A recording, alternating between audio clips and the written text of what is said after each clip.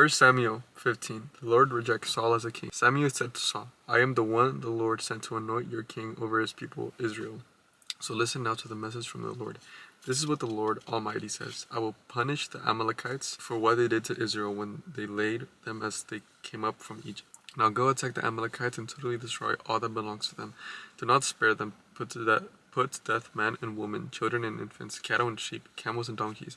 So Saul summoned the men and mustered them at Telaim, 200,000 foot soldiers and 10,000 from Judah. Saul went to the city of Amalek and sat in a bush in the ravine. Then he said to Kenites, Go away, leave the Amalekites, so that I do not destroy you along with them. For you showed kindness to all the Israelites when they came up out of Egypt. So the Kenites moved away from the Amalekites.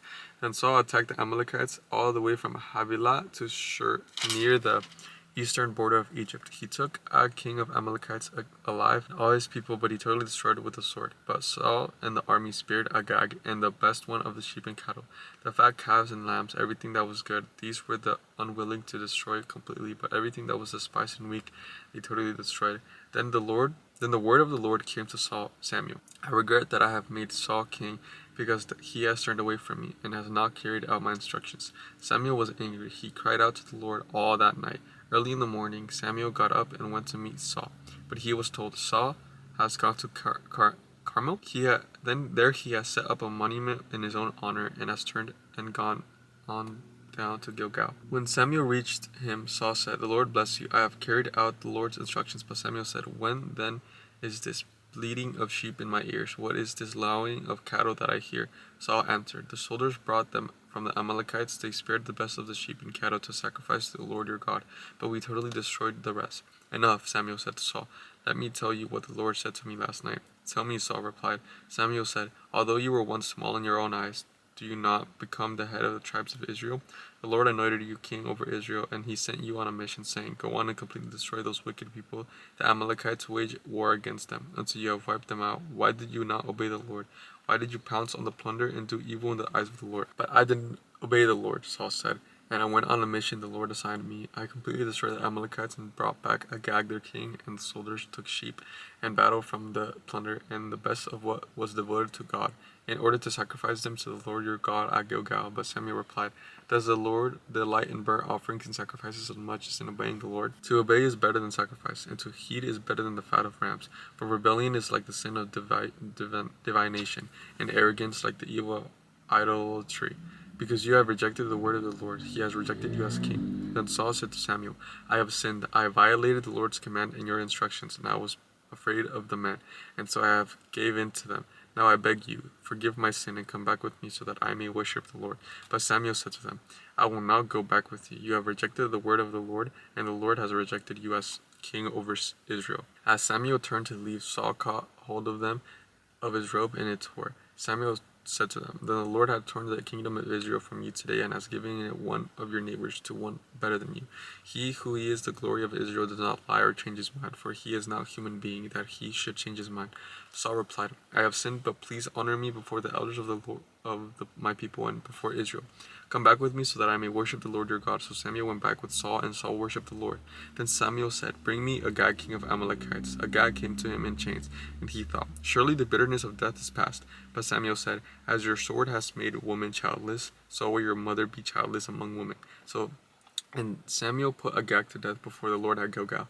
Then Samuel left for Ramah, but Saul went up to his home in Gibeah of Saul. Until the day Samuel died, he did not go to see Saul again, though Samuel mourned for him, and the Lord regretted that he had made Saul king over Israel. 1 Samuel 16. Samuel anoints David.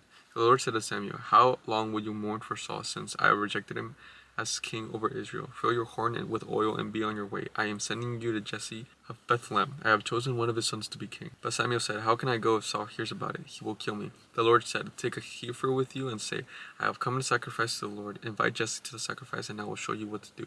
You are to anoint for me the one I indicate. Samuel said to the Lord. When he arrived at Bethlehem, the elders of the town trembled when they met him. They asked, Do you come in peace? Samuel replied, Yes, in peace. I have come to sacrifice to the Lord. Consecrate yourselves and come to sacrifice with me. Then he consecrated Jesse with his sons and invited them to sacrifice. When they arrived, Samuel saw it live, and thought, Surely the Lord's anointed standards here before the Lord. But the Lord said to Samuel, Do not consider his appearance or his height, for I have rejected him. The Lord does not look at his things people look at. People look at the outward appearance, without the Lord look at the heart. Then Jesse called Abinab, and had him pass in front of Samuel. But Samuel said, the Lord has not chosen this one either. Jesse then had Shammah pass by the Pai, but Samuel said, nor has the Lord chosen this one. Oh wait. Jesse has 7 of his sons pass before Samuel, but Samuel said to him, the Lord had not chosen these. So he asked Jesse, are all these your sons you have? There is still the youngest, Jesse answered. He is tending the sheep. Samuel said, send for him, we will not sit down until he arrives. So he sent for him, and he had brought him in.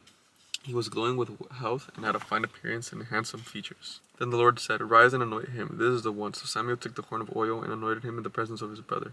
And from this day on the Spirit of the Lord came powerfully upon David. Samuel then went to Ramah. David in Saul's service. Now the Spirit of the Lord had departed from Saul, and an evil spirit from the Lord tormented him. Saul attended said to him, see, an evil spirit from God is tormenting you. Let our Lord command his servant here to search for someone who can play the lyre.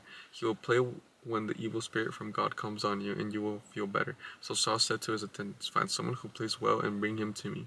One of the servants answered, I have seen a son of Jesse of Bethlehem who knows how to play that lyre. He is a brave man and a warrior. He speaks well and is a fine-looking man, and the Lord is with him. Then Saul sent messengers to Jesse and said, send me your son David, who is with the sheep. So Jesse took a donkey loaded with bread, a skin of wine, and a young goat, and sent him with his son David to Saul. David came to Saul and entered his service. Saul liked him very much, and David became one of his armor bearers. Then Saul sent word to Jesse, saying, allow David to remain in my service, for I am pleased with him. Whenever the Spirit of God came on Saul, would take up his lyre and play then relief would come to Saul. He would feel better, and the evil spirit would leave him. I'll catch you guys tomorrow.